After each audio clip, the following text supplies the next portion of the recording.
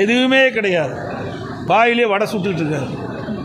எப்பொழுது பார்த்தாலும் பொய் செய்திகளை வெளியிட்டுக் கொண்டிருக்கின்றார். நம்பிக்கை துரோகி அப்படிங்கிற பேர் ஒருத்தருக்கு பொருந்தும் அப்படின்னா அது எடப்பாடி பழனிசாமி. நம்பிக்கை துரோகி திரு அண்ணாமலை வந்த பிறகுதான் பாரதிய ஜனதா கட்சி தமிழகத்திலே வளர்ந்திருப்பது போன்ற ஒரு தோற்றத்தை, மாய தோற்றத்தை உருவாக்கி கொண்டிருக்கின்றார். உண்மையிலே அது அல்ல. அவர்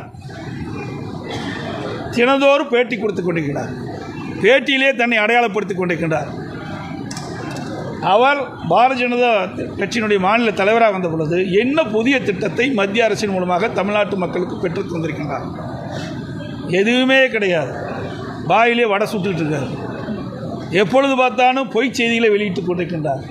மற்ற கட்சிகளே அவதூறாக பேசுவதால் அவர் தொடர்ந்து வழக்கமாக கொண்டிருக்கின்றார். நம்பிக்கை துரோகி அப்படிங்கிற பேர் ஒருத்தருக்கு பொருந்தும் அப்படின்னா அது எடப்பாடி பழனிசாமி. நம்பிக்கை துரோகி, அதாவது பிரதமர் அவர்கள் கூட்டிட்டு போய் டெல்லியில பக்கத்திலே உட்கார வைப்பார். ஆனா இங்கே சுயலாபத்திற்காக இதெல்லாம் பாருங்க, சுயலாபத்திற்காக இதை விட அக்கறை பச்சை, இந்த கரையை விட அந்த கரைக்கு போயிடலாம் அப்படிங்கிறதுக்காக பாரதிய ஜனதா கட்சி வேண்டாம் என்று சொல்லி ஒதுங்கியவர் யார்? எடப்பாடி பழனிசாமி அவர்கள். அதற்கு மக்கள் என்ன பாடம் புகட்டினாங்க? பல இடத்துல டெபாசிட் இலக்கு வச்சாங்க. தமிழகத்தினுடைய அரசியல் வரலாற்றில் இவ்வளவு பெரிய ஒரு கட்சி, ஒரு நம்பர் 2 கட்சி, நம்பர் 1 கட்சியாக ஆளும் கட்சி எத்தனை இடத்துல டெபாசிட் இழந்திருப்பதற்கு ஒரு கின்னஸ் ரெக்கார்டாக இன்னைக்கு அதிமுக அத்தனை இடத்துல டெபாசிட்டை இழந்திருக்கு. காரணம், அதிமுக கட்சி நன்றாக இருந்தாலும் கூட தலைவர்கள் சரியில்லை என்கின்ற காரணத்திற்கு மக்கள் இன்னைக்கு பனிஷ்மெண்ட் கொடுத்துருக்காங்க.